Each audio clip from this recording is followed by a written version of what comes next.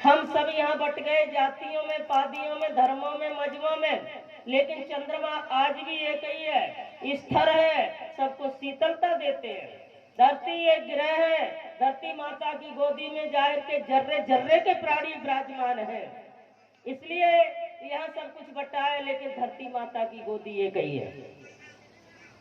तो आज अनन्य प्रकाश से जो ग्रह राशियों जब तक जीवन में रहेंगी, जब तक हमारे जीवन में कितने भी बड़े हम साधक क्यों न हो जाएं, क्यों न हो जाएं, तब तक रहेंगी जब तक हमारा जीवन है।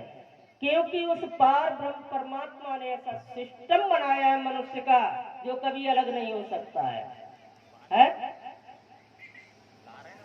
धरती कैसी है महाराज? धरती माता कैसी है? कौन पूछ रहे हैं तुम्हें? जोड़ कैसी है? धरती माता गोल है, गोल गोल, और पृथ्वी के चारों तरफ सूर्य देवता चक्कर लगाते हैं। 6 महीने तक सूर्य देवता उत्तर दिशा में रहते हैं, तब देव स्थापना होती है। वह मंदिर, वह जीवन, वह परमात्मा की स्थापना भगवान की परिवार को सुख और शांति प्रदान करती है। 6 महीना दक्षिण दिशा में रहते हैं, तब ये देवकार स्थापना बंद होती है।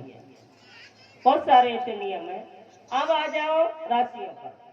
लोग ये कहते हैं कि राशियों का प्रभाव नहीं है।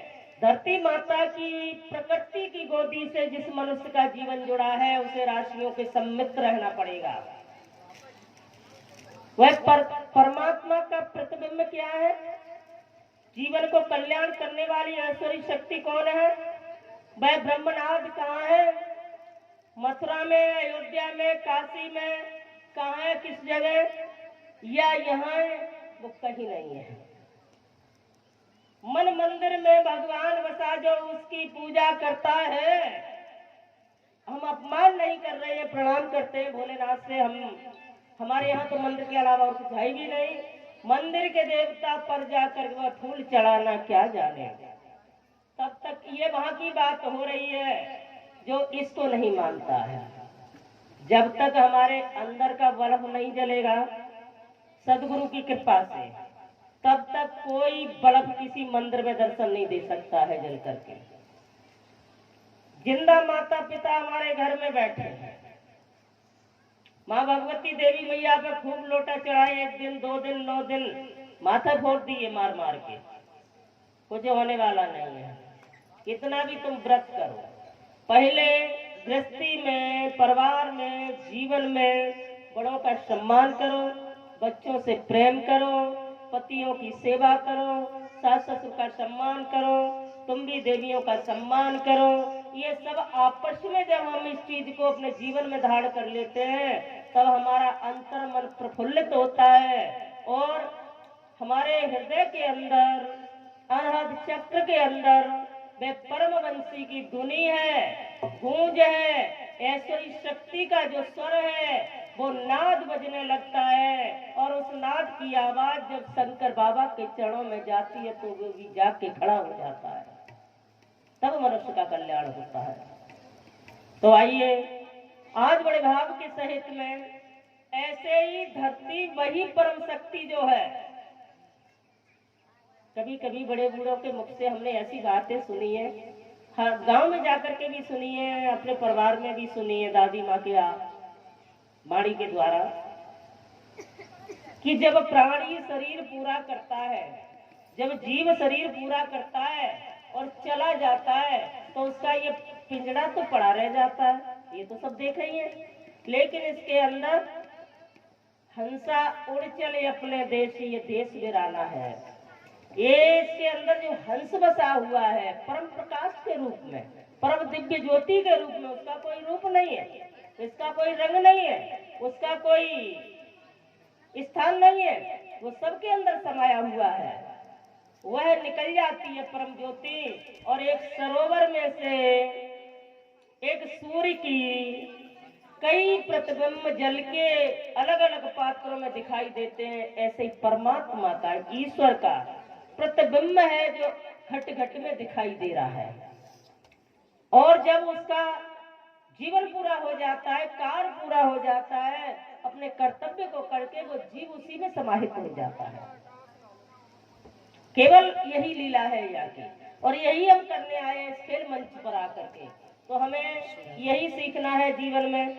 और अंत में वह जो परम सत्ता है, वह प्रकाश है, वह ऐश्वर्य शक्ति है, जो न पकड़ने में आती है न देखने में आती है, वो तो आनंद का विषय है।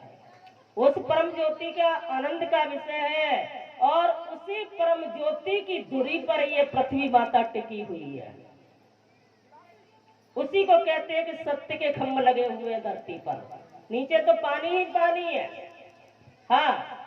और जब धरती को लाके स्थापित किया देवताओं ने, तो मिट्टी गलने लगी पानी में, लेकिन भगवान ब्रह्मनाथ ने आकर के स्वयं उस परम सत्ता का वहां स्थापित किया है और कहा, दुनिया के लोग, धरती पर रहने वाले प्राणी, यज्ञ, जप, तप, संयम, नियम यदि यहाँ करेंगे सच्चे मन से, तो धरती को बल मिलेगा, धरती माता को। और जितना बल मिलेगा उतना ही वो अन्न, धन, पानी, वनस्पति, औषधियां हमको प्राप्त कराएंगे, हमारा जीवन सुखमय होगा। तो ये हमारा जीवन प्रकृति से जुड़ा हुआ है, और उसी धरती माता की गोदी से जो गामा किरणें निकलती हैं, जो मनुष्य को जीवन में ऊर्जा देती हैं, वह राशियां हैं, वह नक्षत्र हैं। ये हमारे सब प्रकृति के अंदर समाहित है। और जो लोग इस चीज को नहीं समझ पाते हैं, जो अच्छे से सदगुरु की साधना को नहीं समझ प्राप्त कर पाते हैं, वो कह देते हैं कथा में क्या करना, ये सब बेकार है। अभी हमारे भिंड, मुरैना, ग्वालियर साइड में कथाएं होती हैं, नाम नहीं लेंगे हम, बुलाओ, नाम नहीं लेंगे। एक व्यक्ति, दो व्यक्ति ऐसे हैं, वो दिन रात फेसबुक पर, यूट्यूब पर, ट्विटर पर क्या डालते हैं, पोस्ट डालते हैं, भगवत कथाओं का बहुत विरोध कर रहे हैं, बहुत ज्यादा। इतना पैसा यहाँ लगा रहे हो, बच्चों को पढ़ाइए। अरे मूर्खो, बुद्धि के खोखले हो, इससे बड़ी पढ़ाई कोई नहीं है। मैं व्यासपीठ से दावा करती हूँ इस बात का। इसी से प्रेम नीति निकली।